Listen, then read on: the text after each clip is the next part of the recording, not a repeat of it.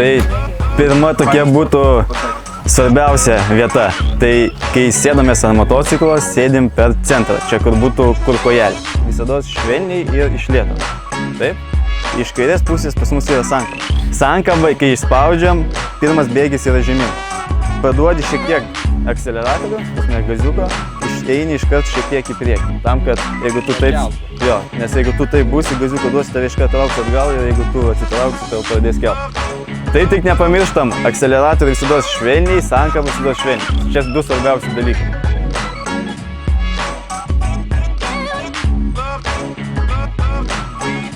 Biškai apsakas va pakėlė, tai bum, bum, bum, ne? Pradėt, kiek sankaba. Jau koją.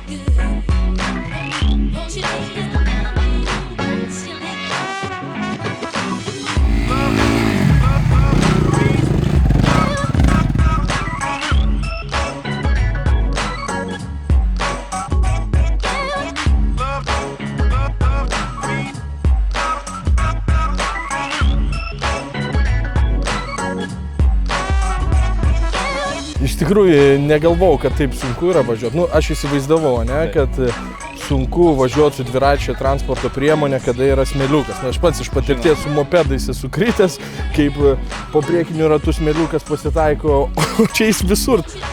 Iš tikrųjų, sunkiausia buvo apskritai užlipti ant motociklo, užsivesti, galbūt užgesti motociklo trasoje. Man čia vienu momentu kylant į kalną, jau praktiškai beveik pakilus. Tiesiog ranka nuslydo užgeso motociklas ir reikėjo įsistumti į viršų ir jį užsivesti. Tai vat. Turbūt sunkiausia buvo užklimti smėlę, nes iš tikro smėlė gazą reikia nebijoti spausti, reikia su tą sankabą gerai pažaisti. Manau, kad sunkiausias etapas buvo smėlis.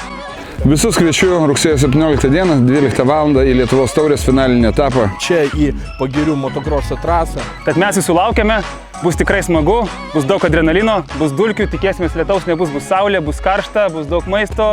Daug kitokių pramogų. Atvažiuokite. Lauksime. Peace.